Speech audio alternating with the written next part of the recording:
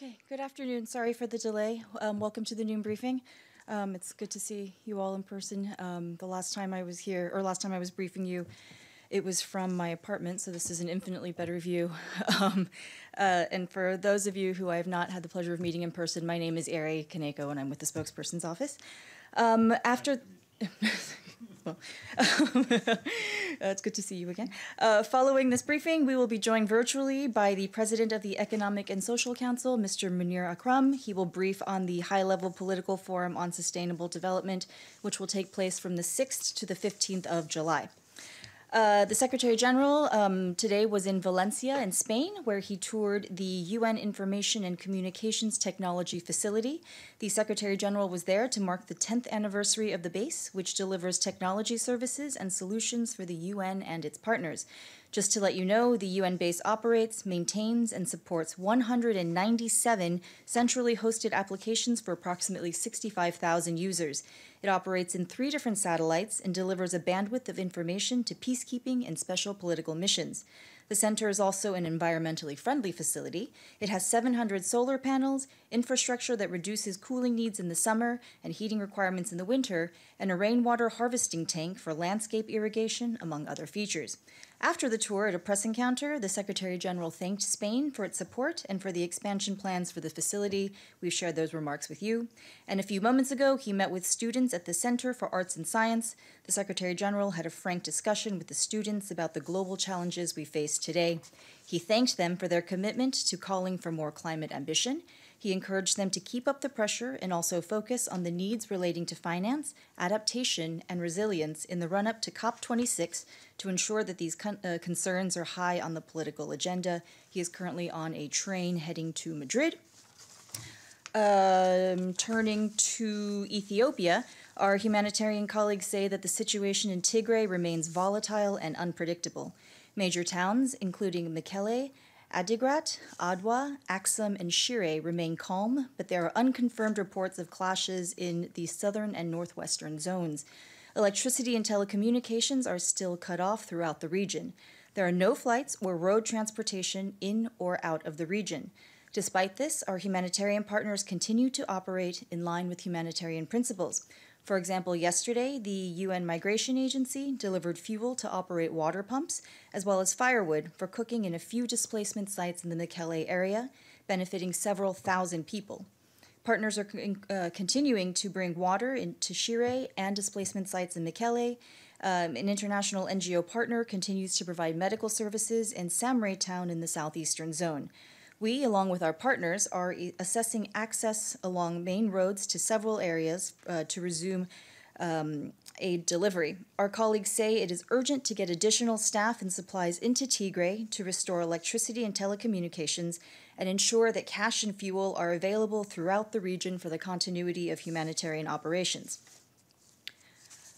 And then turning to Syria.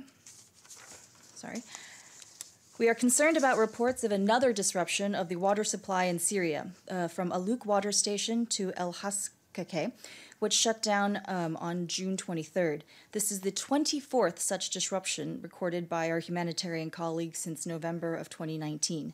This latest disruption follows months of reduced functionality. Up to 1 million people in the region are affected when Aluk ceases to operate, including 460,000 people who rely on Aluk as a direct water source and an additional 500,000 people served by water trucking supplied by the station sources, including people in Al Hol and other camps and settlements. Other critical infrastructure, including at least 30 health facilities in Hasake, rely on Aluk for water. UN agencies and humanitarian partners are trucking in emergency water supplies and installing reverse osmosis pumps in El Hasake city to address the most pressing needs, but significant gaps remain. COVID-19 cases continue to rise in Syria, with limited access to vaccines.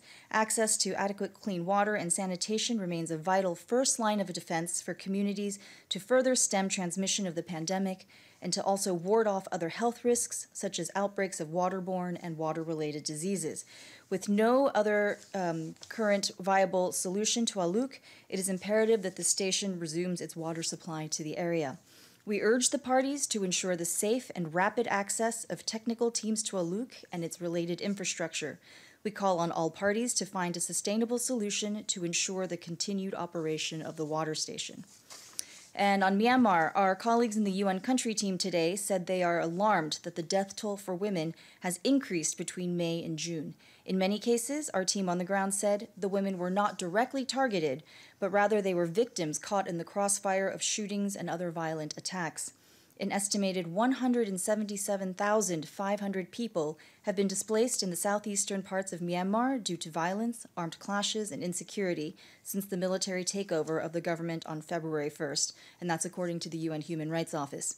Our team in Myanmar warns that the increasing numbers of displaced people in areas affected by armed conflict will worsen the current humanitarian crisis, especially for the most vulnerable, including pregnant women, children, and the elderly. We've been asked about the recent judgments concerning Bosnia and Herzegovina. I can tell you that the Secretary General has taken note of the delivery yesterday of the retrial judgment by the trial chamber of the International Residual Mechanism for Criminal Tribunals, which convicted Jovica Stanisic and Franko Simatovic for aiding and abetting crimes against humanity and violations of the laws or customs of war committed by Serb forces following the takeover of the municipality of Bosanski Shamak in Bosnia and Herzegovina in April of 1992. The Secretary General's thoughts are with the victims, survivors, and their families who have suffered from these crimes. The Secretary General commends the judges and staff of the residual mechanism involved in this case for their unfaltering dedication and hard work as the mechanism progresses towards the completion of its current judicial work. And staying in the area, Assistant Secretary General for Political Affairs, Miroslav Jenča, delivered a message on behalf of the Secretary General today to the first Prespa Forum dialogue underway in the Republic of North Macedonia. The Secretary General applauded the people and government of North Macedonia for creating this forum with the aim of building bridges across the region. He recalled how 3 years ago, Skopje and Athens signed an agreement showing that intractable issues can be solved when there is political will. Leadership by example can pave the way for goodwill gestures that build mutual understanding and trust, the most essential elements to resolve differences. And we have a COVID-19 update for you today from Honduras, which received on Sunday 1.5 million doses donated by the government of the United States through COVAX. Honduras is the first of 14 countries in Latin America and the Caribbean receiving vaccines donated by the United States through COVAX. With this latest shipment, Honduras has now received more than 1.9 million doses through COVAX. The country aims to vaccinate over 7 million people above the age of 12. The Pan American Health Organization, or PAHO, worked with the governments of the United States and Honduras on the logistical arrangements for the safe arrival of these vaccines. The PAHO representative in Honduras thanked the United States for the generous donation through COVAX and said she hoped this would encourage other world leaders to boost solidarity to fight the pandemic and donate more doses of vaccines. Staying on the topic of COVID-19, our colleagues at the UN Development Program said in a new report today that cash assistance policies significantly reduce the number of people who might otherwise have fallen into poverty during the COVID-19 pandemic. The report found that in the 41 countries for which data is available, 80% of people, or 12 million out of 15 million people, who would have fallen below the $1.90 poverty line did not as a result of social assistance measures. However, the study revealed that this impact was largely found in high and upper middle income countries, as richer countries could afford to spend more on social protection measures.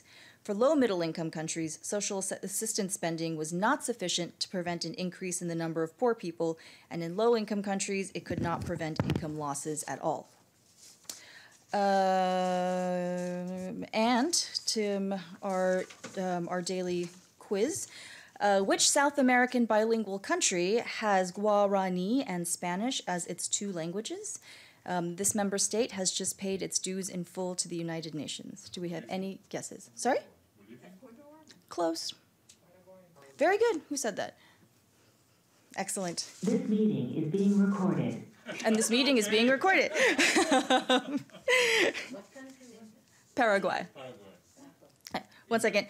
And at 3 o'clock, there will be a briefing in this room by Ambassador Nicolas de Rivière, the President of the Security Council for the month of July and the permanent representative of France to the United Nations. I think I read that out of order. And I'm done here, so do I have any questions? Edie, go ahead.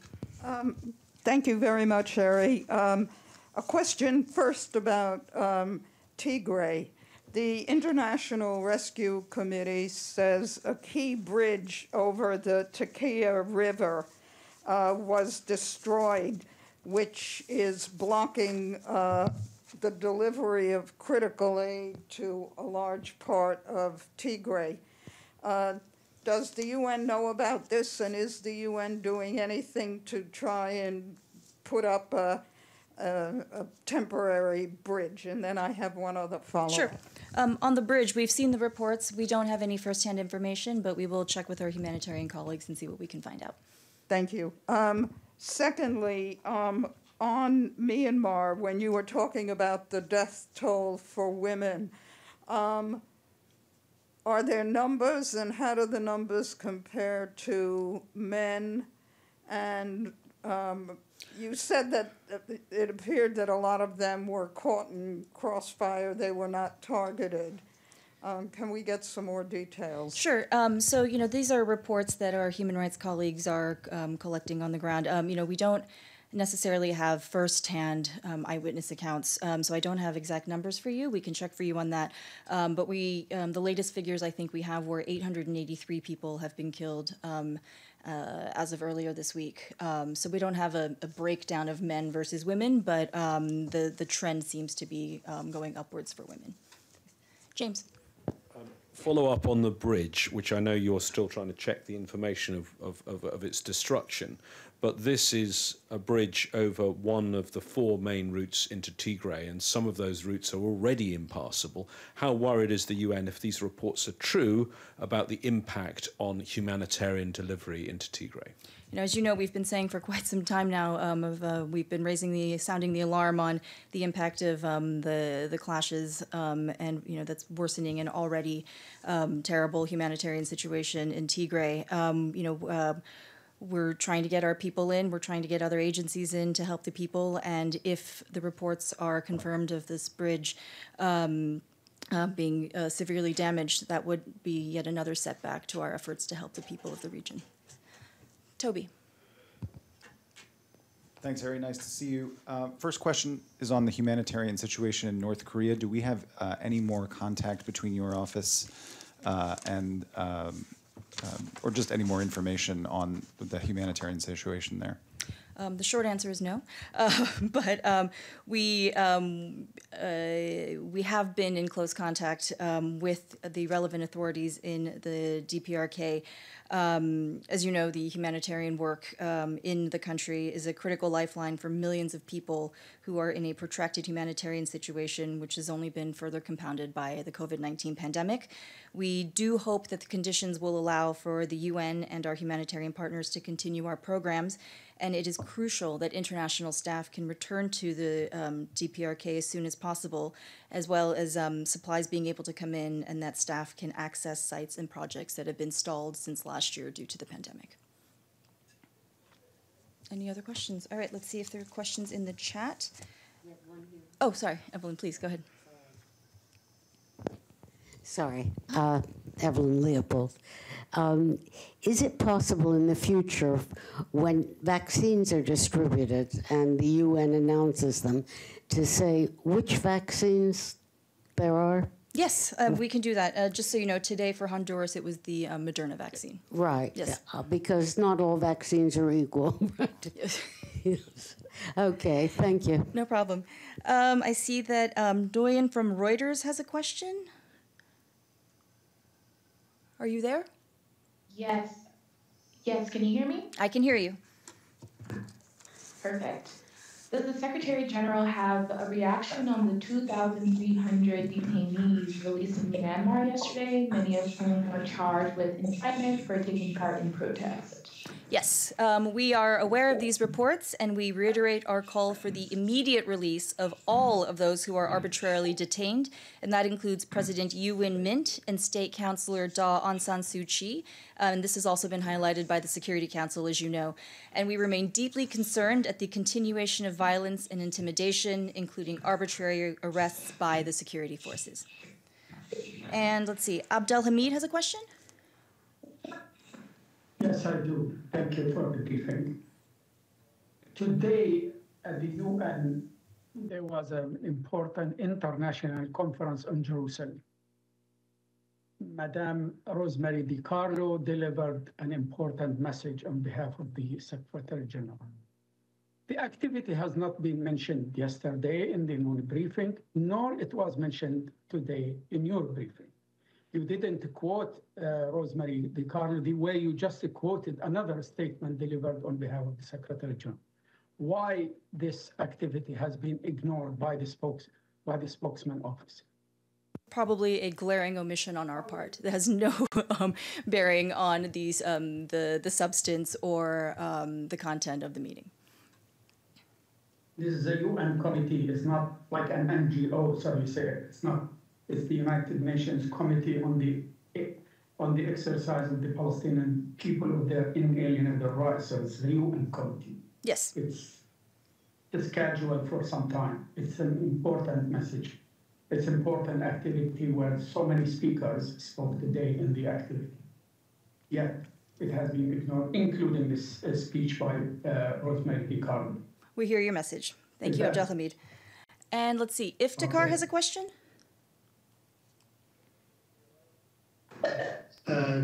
Thank you, Ellie. Good to see you. Good to see you too. My question is on Afghanistan. There is so much going on the diplomatic front, and also violence continuing. But we have had no update on the activities of the UN envoy who has been visiting the area. And what is progress towards organizing the peace conference in Istanbul? You may have heard the Secretary General Special Representative Deborah Lyons. She briefed the Security Council, I believe it was last week. But just to answer your question, the United Nations and Afghanistan is still working to support peace. We're there to promote human rights and provide vital humanitarian assistance to the millions of people in need. Both Deborah Lyons and the Secretary General's personal envoy, Jean Arnaud, are continuing to actively engage Afghan stakeholders, regional countries, and other partners in support of an inclusive peace process that leads to a sustainable settlement of the conflict. And let's see, James Reinl, are you there? Yeah, I'm here. Thanks so much, Eri. Abdul Hamid, I think your speaker's still on, also Iftikhar as well, if you can switch them off. Yeah, I've got another question on Tigray, and it kind of follows on what Edie and James were asking you about. Access to Tigray, humanitarian access, the bridge coming down, lack of road access. I guess that leaves open the possibility of air access. I think there are 2 airports in Tigray, one in Mekelle, one in Axum. Is the UN, is OCHA able to fly air supplies in at the moment? Do you have people on the ground in those towns? Are the airports safe? Are the runways working? Are you going to be able to establish a humanitarian air bridge? Yes, we checked actually on those exact points with our humanitarian colleagues a short while ago. Our understanding is that the airports are still closed, so we have not been able to get staff or supplies in or out. And so, as I believe Stefan has already mentioned, we still have our 419 UN staff supporting the humanitarian response in Tigray, and most of our staff are in Mekelle and in Shire. And are you actually working on getting a humanitarian air bridge open? I mean, as you know, the situation is still quite fluid there, the security situation. Communications are down, so we are doing the best we can, and let's hope that we make some headway soon. Yes. Thanks, Eric. Sort of a question, but it's also sort of an appeal. Following Iftikhar's question, I mean, you are in the fortunate position of having 2 envoys in Afghanistan, yet you mentioned the Security Council, that's great, but they're supposed to be accountable to the public as well. And I don't know when they last, either of them took questions from reporters. This is a pivotal moment in what's going on in Afghanistan. When are we going to get to speak to at least one of these envoys about the UN's position on Afghanistan? And I would add to that, what James just, Tigray, you've got officials in Tigray. Can we speak to people about what's going on the ground, please? Yes. We're having a difficult time reaching our own colleagues in Tigray, as I'm sure you can understand. So as soon as we have, stronger Wi-Fi, VSAT links, we'll see what we can do about getting people to talk to you. And on Afghanistan, we hear you. We will do our best to see if we can get one of them to come speak to you. Thanks. All right. Do we have any other questions?